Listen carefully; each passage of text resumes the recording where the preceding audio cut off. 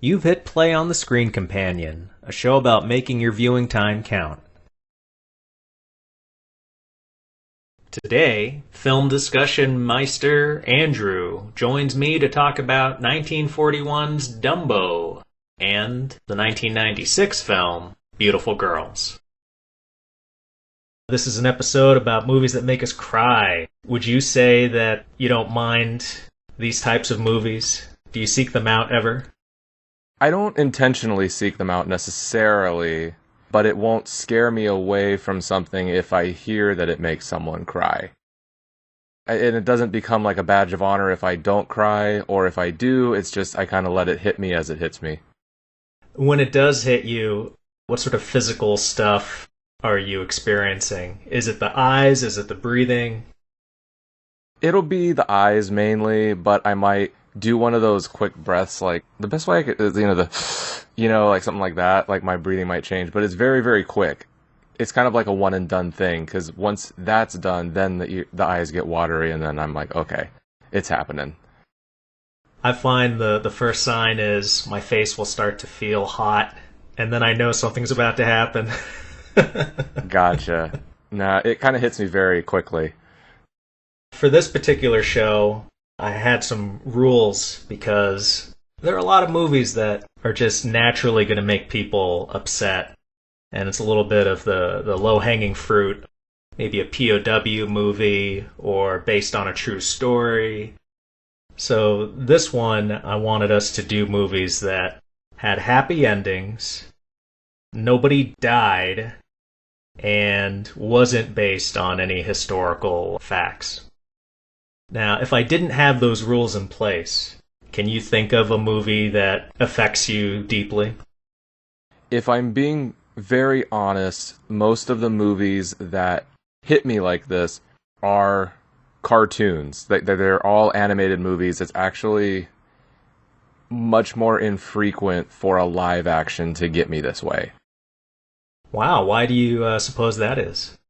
I don't know. I think a lot of it has to do with with the animated films. I think because I don't want to say they're more universal necessarily, but it's almost like you can really play up to the emotional side of things with the imagery. I think more than live action, because with live action you have to have the actors sell it, right? Yeah. So if someone makes a weird face or just doesn't quite deliver a line or something in a pivotal moment, then it can take you out of it. But with animated, it's just, they're going to keep redrawing and redrawing and redrawing until they get it right. And so I think it can really just hit you a little bit harder. Like there are limitations in live action that aren't in the animated forms. So that's why I think animated it hits me a little bit harder. And maybe because it's animated, since it's not real people, there is a level of a blank canvas for you to just engage with without thinking about if it was a real life person in a real life environment. There's like a sweet disconnect there that lets you just experience the emotionality. Yeah, and I think it also allows you to kind of imprint on the character a little bit easier. If I'm watching a movie with, I'll say Bradley Cooper, and he's all sad about something, I don't look anything like Bradley Cooper outside of the fact that I'm white for you listeners at home. That's all I have in common. But with an animated movie, I mean, of course I'm not a lion, but when Mufasa bites it, that's sad. So yeah, it's just, there are no barriers. You can imprint, I think, on animated characters a little bit easier. Bradley Cooper in a live action role, okay, you can't access it to that extent emotionally, but something like Rocket Raccoon, you could, or do more. Honestly, in Guardians 1, when Rocket's talking about his backstory and about how he's being taken apart, that was rough, dude. That was honestly rough. It's one thing to feel it, but then it's another to understand what you're seeing is sad. But with Rocket, it's like, oh, damn, that poor animated raccoon. Are there any movies that, sort of Guardians as an example, but can you think of another one that surprised you with giving you the feels? I am a sucker for a few different types of things. For instance, and I think this will lead into my pick for this episode, essentially, but as cliche or as lame as it might sound, in a movie when two people who love each other, whether it's romantic or, family or whatever, when there are physical obstacles in one way or another keeping them apart, and they're trying desperately, just like all they want is to be together, that can get me a little bit. So like at the end of Rocky, although it's, the most lampooned scenes in a film, when he's yelling Adrian and she's going up to the ring, like that's like, oh, go over Adrian, get to Rocky. Other than that, also, like maybe in a superhero movie when like the hero does like the super sacrifice to save a lot of lives or just one, like that can get me because it's like, go man, go. It's stuff like that. Like, so the superhero movies can have those moments for me when they're living up to their ideals or inspirational, I guess is the best way to put it. I didn't think too much of Captain America the First Avenger, but that scene where he jumps on top of that grenade, that choked me up. Yeah, no, it's stuff like that that'll get me too. Just, it's people being heroes, I guess is the best way to put it. Well, and it's a character-defining moment with such purity that it just overwhelmed me. It's kind of a weird one for me, speaking of heroic tears, and this might go back to our Bond podcast, but in View to a Kill, when he's carrying Stacey Sutton down the ladder like he's a fireman, I don't know why, but it's the music and the scenery that gets me. It's just that I think that scene was worth the whole lackluster film. It wasn't watching Christopher Walken maniacally laugh while he blew away a bunch of people with a machine gun? I forgot about that. Those are tears of a different kind, though. In my history of movies that I love to cry for, with you it's the heroic moments, and those definitely get me too. But I think my favorite subgenre of emotional movies are the ones where the characters are coming back from the bottom or trying to enrich themselves in some difficult way, like movies where addicts are trying to quit. That sort of stuff always gets me because you can't help but want these people to do better in their lives. So, Requiem for a Dream, they don't really try to get better. So, okay, so that's off the table then.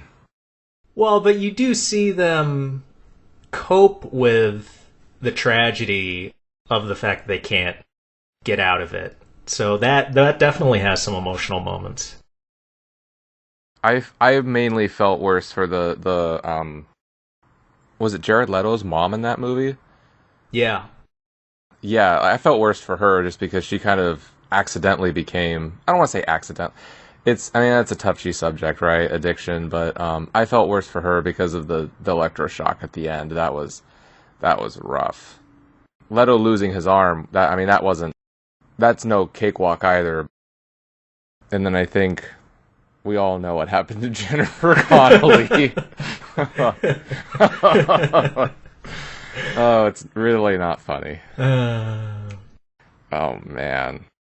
Well, so that's a perfect segue into talking about your pick. I guess it is.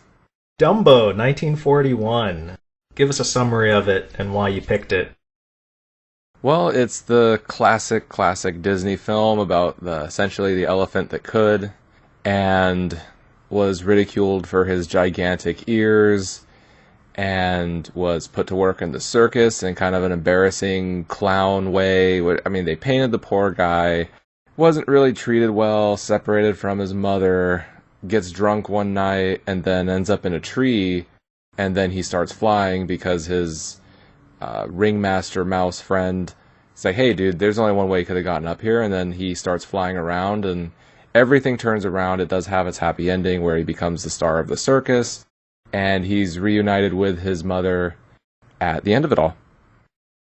That was a very good summary. Mind you, it is not a very long movie, so of course you don't need a long summary to get all the bits. Yeah, because it's like, was it even under 80 minutes? Because it might have been that short. It was. I think it was just over an hour. If you had to give a broader summary of the movie, how would you do that? I guess my big question to you is, what do you mean by broader? Well, I was kind of getting at with your original summary that you really give just about all the movie up. Oh, well, yeah. Okay, yeah, no, I essentially gave away the movie, so you guys don't have to watch. It's classic Disney in the sense where it's beautifully animated and it's just a very, very, very simple story. Quite honestly, I mean, I feel like I could go into some more detail, but I also think it's unnecessary. I mean, Dumbo gets drunk, and then it's a whole sequence, but it's kind of like, it's just there to be silly and, look at how great our animation is. Oh, that was one of the standout sequences for me. I love that. And being a film that's like 80 years old, for sequences like the Pink Elephant that might be a little long if it was done today, back in the old Disney movies, man, this whole movie, there's just, for lack of a better term, they're just gags almost every couple seconds. So it doesn't feel like any of it's hot air. They pack a lot within the short time that they give you for that movie. The story moves at a great pace. The visuals are just, nothing's unintentional, and which is a really nice change of pace also if you want to watch a movie which is just about like near perfect pacing. Like when they're drunk and the mouse is floating up on the bubbles and each one pops, and every time he comes back up into frame on another bubble, they are just milking every good gag they can think of. Mm-hmm. And then once that runs out, they don't overstay their welcome. They don't repeat anything. They go, okay, the writers probably came up with 10 things. They did all 10. And then once they ran out of ideas, like, okay, let's move on to the next part of this bit because, we blew our wad on this. Yeah. Yeah, it's just, yeah, exactly. They don't beat anything to death. It's just get in, get out, leave them wanting more, which is always nice. And the creativity behind all of it, a little moment that was so small but it made me chuckle, was when they're showing all the animals sleeping with their children, and you go into the hyena pen, and the hyenas are laughing in their sleep. yeah, that was nice. That was just such a specific throwaway moment. And your brain kind of has to catch up for a split second where you're like, why are they laughing? And then you realize, oh, and then it becomes funny. Yeah. Yeah, because it is really brief how you see all these animals. It's just bam, bam, bam, bam, bam, and the hyena's chuckling, and then bam. And so, yeah, you're laughing into the next animals. It's kind of nice.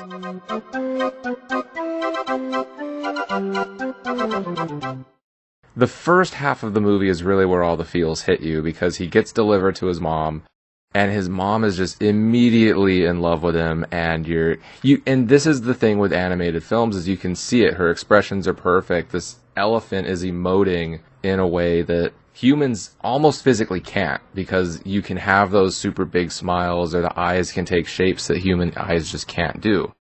The Dumbo's mom and she never speaks, which is kind of nice. Because I think it adds, oddly enough, her not being able to speak kind of adds more character, I think, to her. She's just the silent, strong mother type. Do you think her being silent was just for the drama, or was it also in movie, as in she's a mute? I didn't pick up on that. Because she stays separated from the other elephants, and you kind of wonder why. And Dumbo doesn't say anything, so maybe that's a trait that got passed down. I never really thought of it. I always kind of figured that, I didn't think that she would be separated because she was mute at all. I guess I always just figured that she was separated because maybe she just had a different elephant task or something like that. Yeah, I never thought that it would be like a mute thing. I just kind of figured that they kept her quiet because it wasn't necessary. With her getting Dumbo for the first time, it's just all in the face. The music hits in the right ways. I don't know. I think with certain things, words can cheapen the scene, I guess, and kind of the power of it, because it gets to a point where it might feel like it's being over-explained. It made me root for those guys even more, thinking that perhaps not only did Dumbo have giant ears, but also suffered from some mute affliction. I definitely would, yeah, because it's more odds stacked against him. When was the first time you saw the movie? I mean, it would have been probably when I was a real little kid, to the point where when I finally did rewatch it as an adult, it was like a whole new movie for me. Because it was just one of those movies I don't remember rewatching it a lot as a kid. When I was little, if I would watch a Disney movie, it was Robin Hood. And so, or like Homeward Bound, stuff like that. Same with other classics like Snow White or Pinocchio. Like, those would be movies where if I were to rewatch them now, it would be almost a new film. So, what would you say is the climax of the movie? The climax of the movie, I think for me, was the scene where, oh man, you see, that's a tough one because there are two scenes that just kind of almost equally brought me to pieces. Gun to my head, I would say his mom rocking him to sleep behind her, essentially from her prison. That was rough. That was rough. That was rough to watch. When she rocked him to sleep, and just the music, and there are tears from, oh god, it's just a whole. You need a whole box of tissues for it. It was a rough watch for sure. They are so deft in their use of music, because when he visits her in the madhouse there, I was feeling something, and then I tipped over the edge when the music started, because it just fit in so perfectly with the moment, and you just understood what they were feeling, and the music didn't intrude on it, it enhanced it, and it just pushed me over the edge. Yeah, I think music in a movie is one of those things that I think everyone does have an appreciation for it, but it's one of those things where you definitely know, like, there are films that use it better than others, and old school Disney movies just knew how to work music into their films.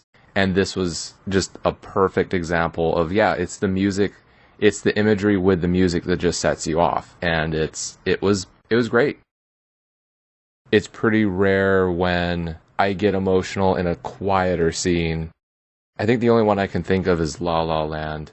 It wasn't like a musical cue.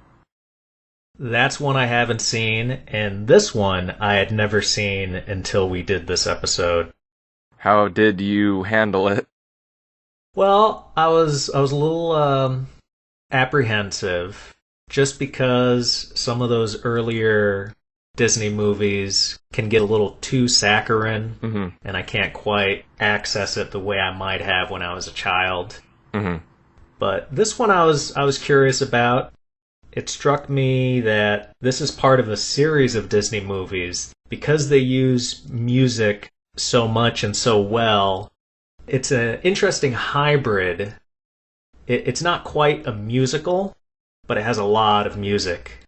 And I don't really get into musicals, but something like this is that happy middle ground where some of the characters are singing, but for some reason I accept it, and I got into it. You don't need to watch something that's an hour and a half to 2 hours long to feel anything. It's just, it gets you immediately, and you're out, shortly after an hour with this movie, and it packs much more of an emotional wallop than other films that, can be more than twice as long. It's not just the craftsmanship in terms of the artistry, the actual artistry of the visual storytelling, but also just the tightness of the scripts that they were writing, and the composers just doing this brilliant job with, like, hey, it's a movie about an elephant that learns to fly. There's a scene where he's separated from his mom. What you got for me? And it's perfect. Have you seen the remake, the recent one with Michael Keaton? No, I did not. I didn't want to because it didn't look appealing to me. And also, the biggest turnoff for me about that was, and I'm not trying to start controversy, it was a Tim Burton film. I didn't want to watch it. Tim Burton is one of those directors that is very hit or miss for me. And I feel like with a Dumbo remake, him at the helm, I just thought like, that's kind of doomed from the start. I didn't want to see gothic, creepy Dumbo. Why would you say that? Just because it's Tim Burton and he does that in everything for like the last 20 years? Exactly. It's exactly that. I guess when he adapts children's stuff to make it his own, I don't quite like it. Well, Burton right now has got two big problems. Either he's remaking classics, which already puts you as an underdog, or because he's got such a narrow bandwidth now with his goth stuff, that is only going to enhance certain types of stories, such as Sleepy Hollow, Sweeney Todd, and then things like Dumbo, like you mentioned before, it just doesn't fit. It doesn't work. Yeah, I don't really remember the last time I saw a Tim Burton movie and I thought this was an absolutely amazing film.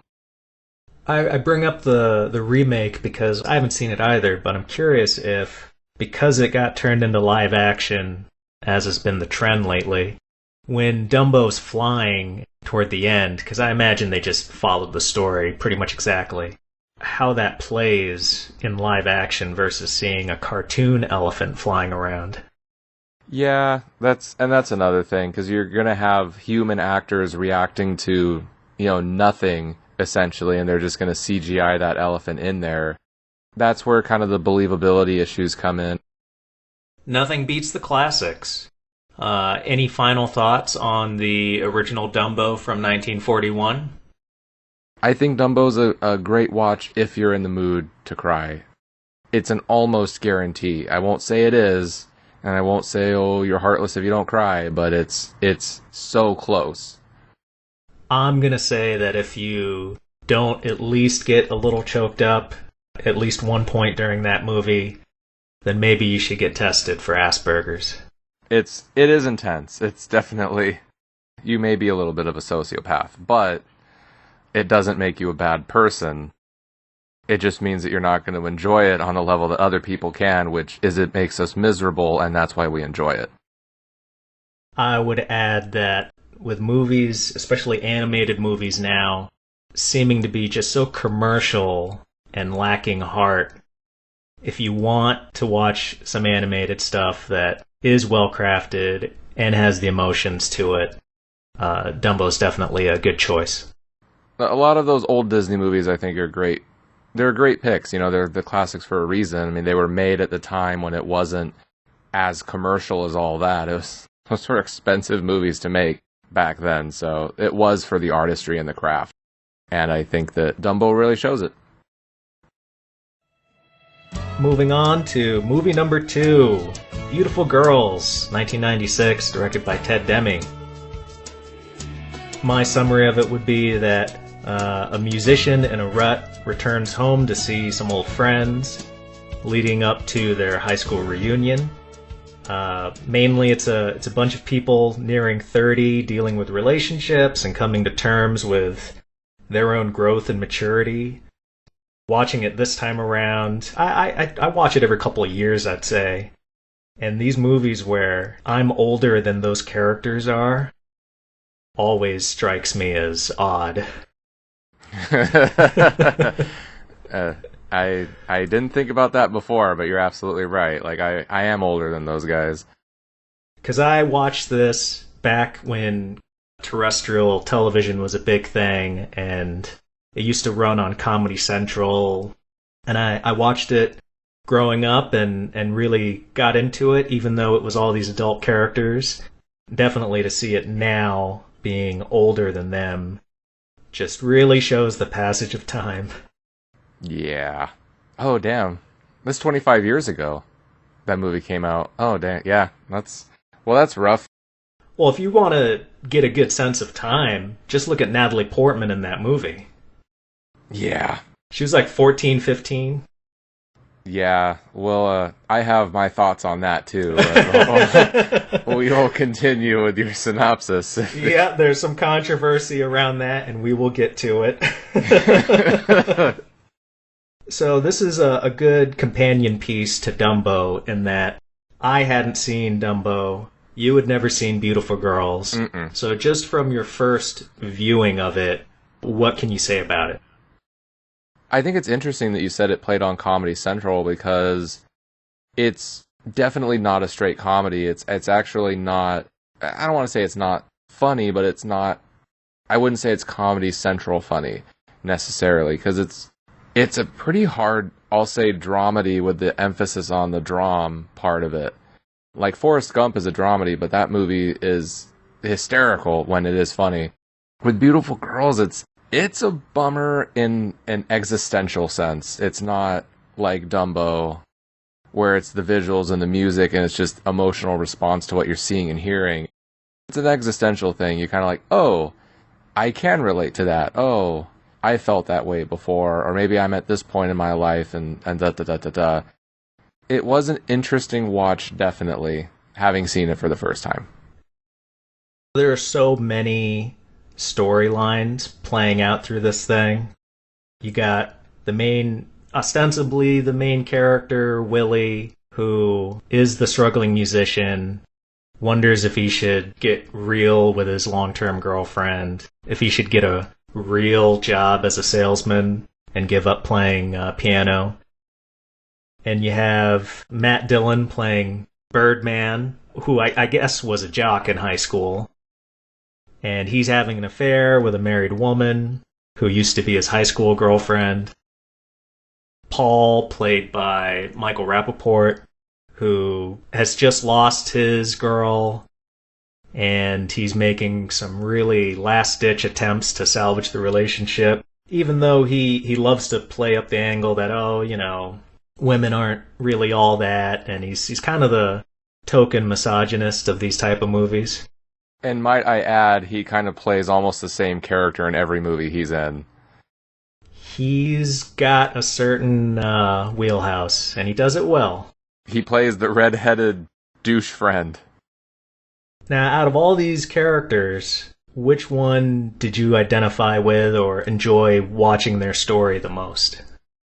In terms of identify with, I guess I would go with Willie the most just because of my school background where, I mean, for now, I guess, you know, dear audience, my real job is I'm working, I have an office job. And so but I studied originally audio recording because I wanted to be a music studio guy. I wanted to be an engineer or a record producer or something like. Well, I never really wanted to be a producer. I wanted to just be the engineer and just set up all the equipment and the microphones and just let the artists do their thing, just watching artists create. So I related to him the most because of his musical background, even though his was more performance.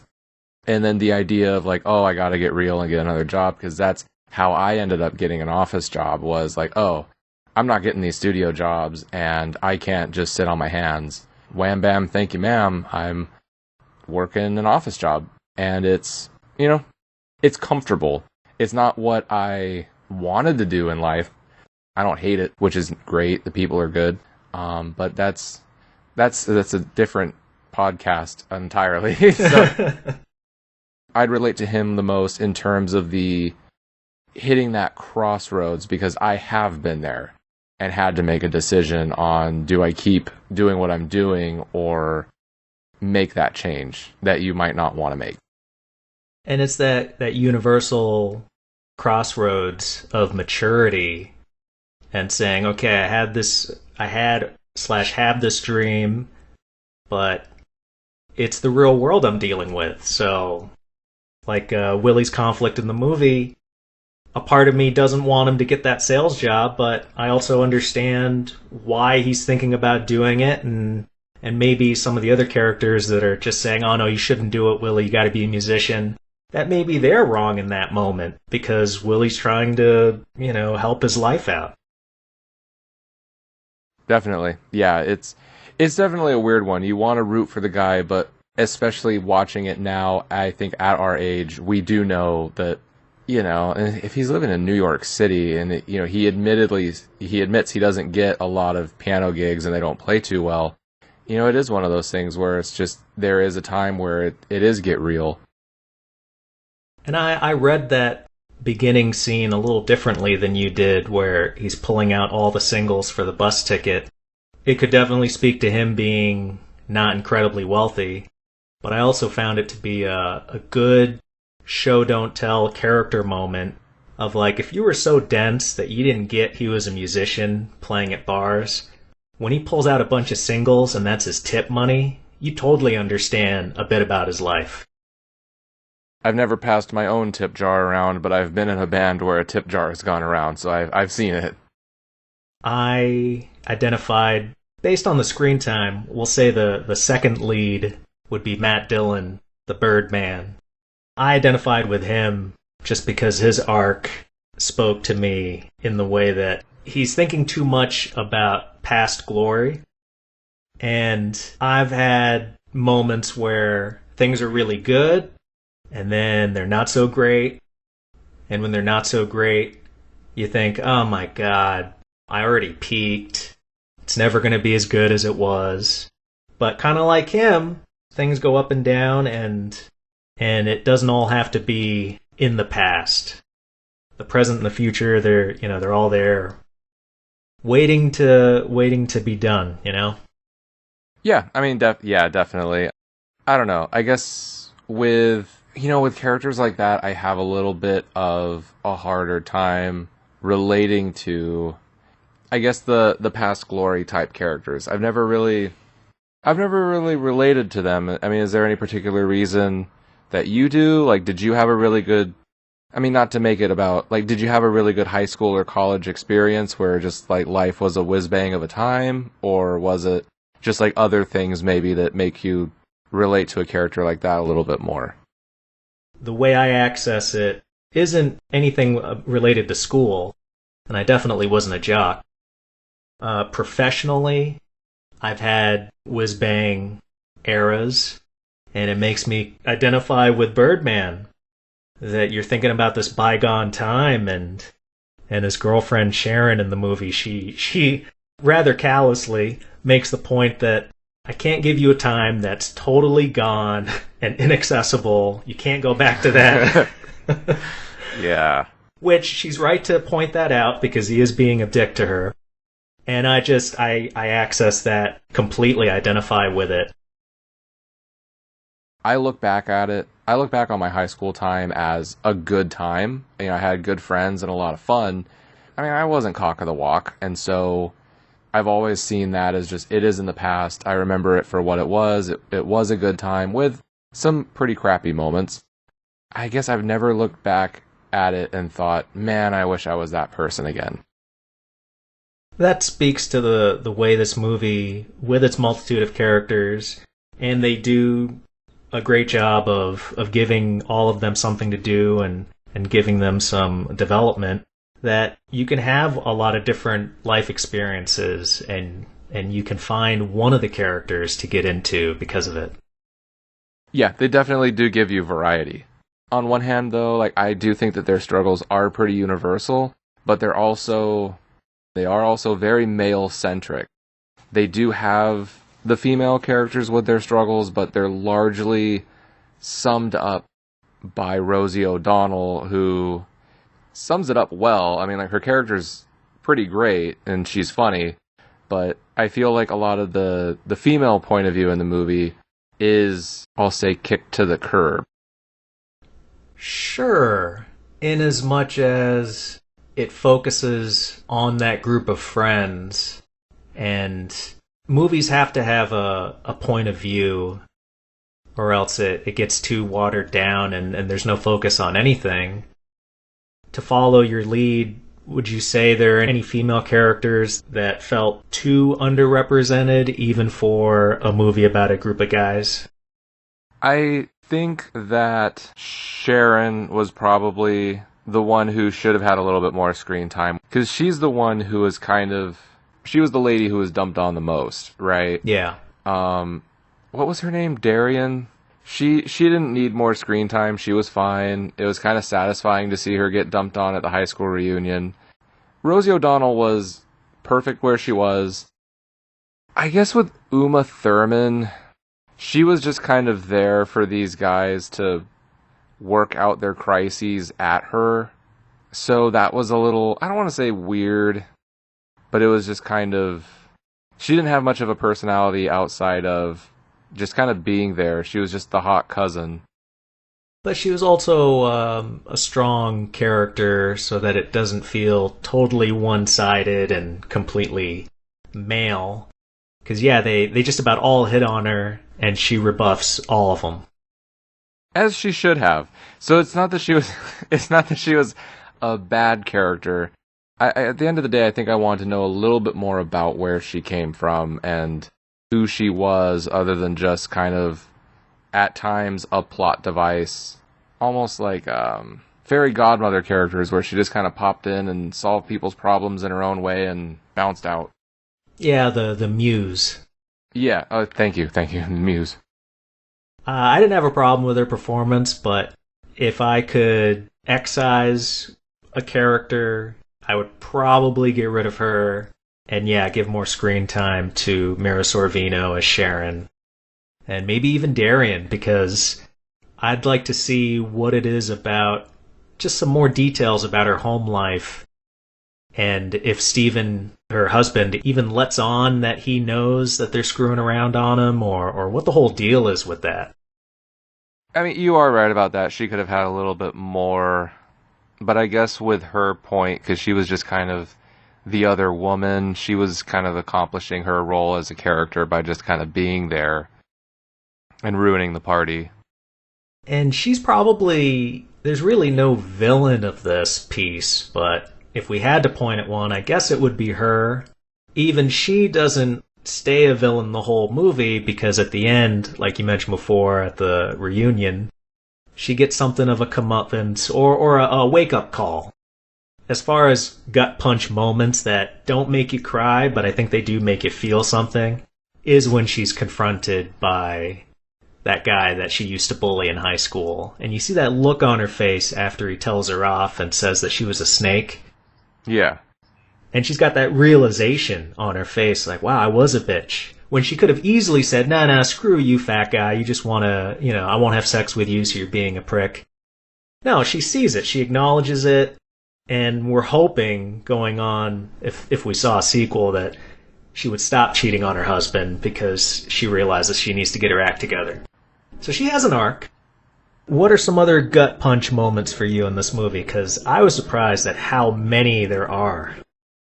I'm going to be honest with you. Like, I didn't have a lot of gut punch moments in this movie. I mean, really, it was one of those movies where it wasn't really any one part that got me. No Crymax? No, I didn't have a Crymax in this one. What was the closest you came to Crymaxing? Let me think. Because I will be honest with you, I literally just watched it today. There's nothing wrong with that. It is super fresh right now. I guess the closest I came would have been Matt Dillon in the hospital. That was the closest, because that's when he finally broke down and came to terms that, like, wait a minute, I'm not who I was, and it's fine I'm not going to accomplish all these dreams. I think that was the closest for me. Yeah, it would have been Matt Dillon in the hospital bed. I think that would be my Crymax. That is totally the Crymax. If not for the fact that I was rewatching this with a killer headache. That's the only time I've ever watched the movie where I didn't shed a tear at that scene. And it's because I just wasn't feeling very good. But all the other times, I do.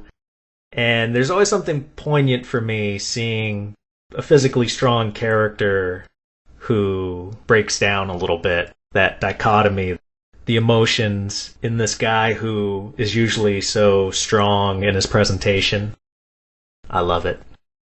It is always nice to see those kind of more macho characters acknowledge what they're feeling. You do get the sense from him that he is going to turn a new... I mean, everyone in the movie, at least the way when I was watching it, everyone kind of turns over their new leaf or just is going to move forward in a positive direction. And so you do know that he's going to be okay at the end of it. He got all his problems essentially beat out of him. He's good now. Once he heals, you better watch out, world.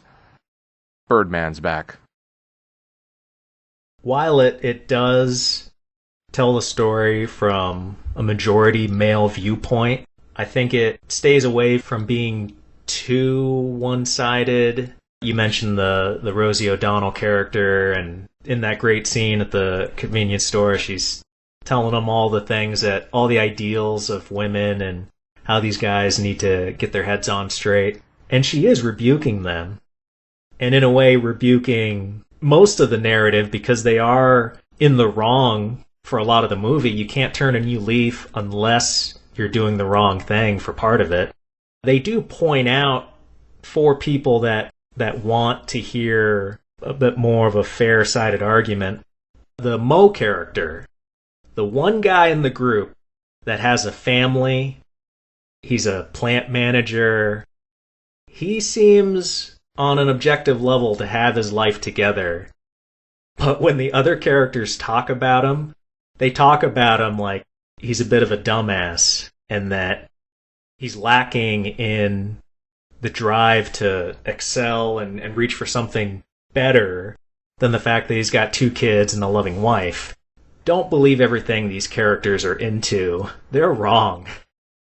I did like that they weren't necessarily supposed to be either rooted for or necessarily even liked, I think. They're likable to a point. Like, you root for them to fix their problems, for me, it was except for Paul. But I wanted to see Willie and Birdman do well. But yeah, I mean, you're right, the film doesn't make you think they're the best people in the world. That segues nicely into the Willie-Marty relationship. It does, doesn't it? It makes me think of British material that, like Ricky Gervais, he is great at doing cringe-worthy material. And there is a level of cringe to this movie, which I argue is just adds to the verisimilitude, and these characters aren't going to look good 100% of the time. Nobody does in life. But it rides a very thin line where Willie, in his desire to work out his issues, where he's got to grow up, and a part of him doesn't want to, and then he fixates on the neighbor girl, this family that moved in since he was gone. He's talking with his friends about how she's just so cool, and he wishes he could be a kid again.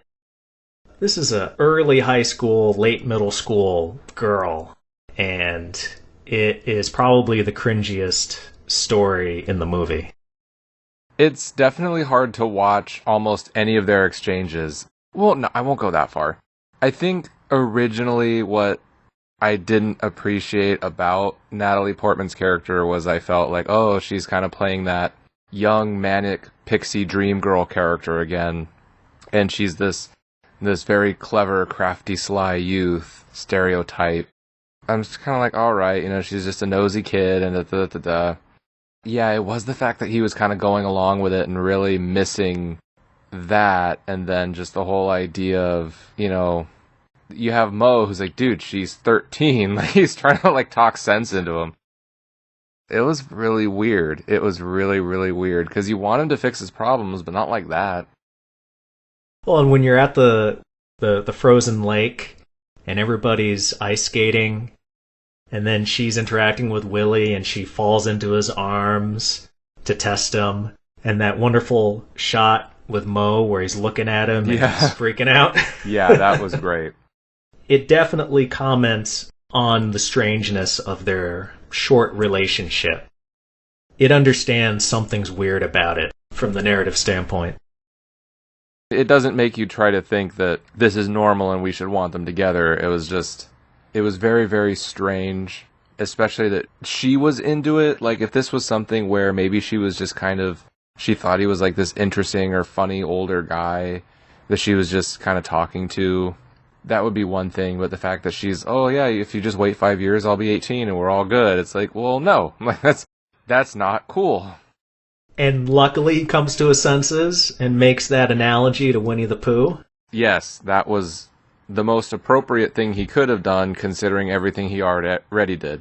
The most appropriate thing he could have done was just kind of answered her questions at first and walked away once it started getting weird.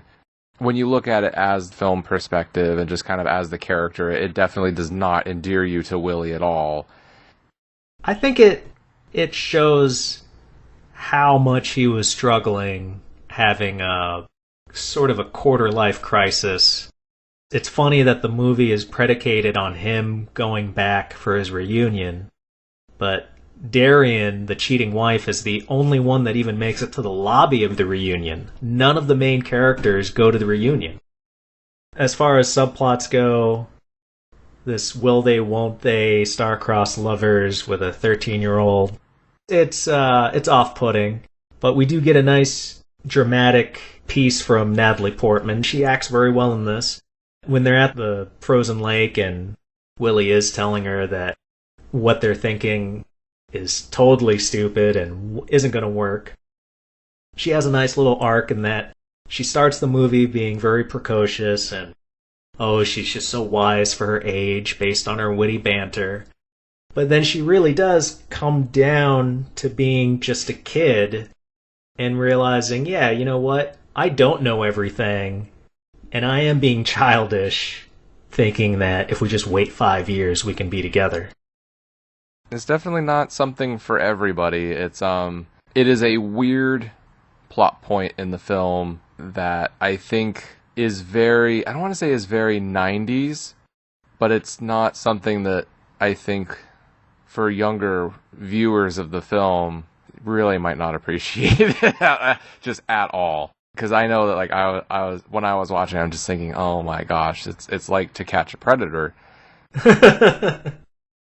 And it never gets any, like, really weird or creepy or, well, it's creepy, but it never gets, I'll say, super, like, physically inappropriate. They're pretty much keeping a good amount of distance between the two, except for the falling into his arms thing, and then at the end of the movie, he does kiss her on the cheek. I'm choosing to believe it was meant to be innocent, like kissing a teenage niece, but yeah. As far as subplots go, I think I might have expressed his Peter Panism a different way, but since they did take that route, I think they did it about as well as you can, if you're going to do that. I think so too. As we round out our discussion about Beautiful Girls, are there any other points you'd like to make? Although it didn't give me a Crymax, I would say it's a worthwhile view, especially for people who are kind of in their mid to late 20s or like anywhere from like mid 20s to mid 30s, because I think those are ages where I think you'll hit those kinds of crossroads for sure. It's a different type of feels movie. Like, you'll relate to someone in there, I think, at one point or another. So it's definitely, if you like films like that, I think Beautiful Girls is going to be up your alley. And there you have it. 2 movies to help dig that emotional well out of your soul. Come and fill a ladle with a satisfying helping of tears. Dumbo for the kid in you, and Beautiful Girls for the adult you inevitably became. Where it began. Remember, there's nothing wrong with Crymaxing once in a while to keep you well adjusted. But then I know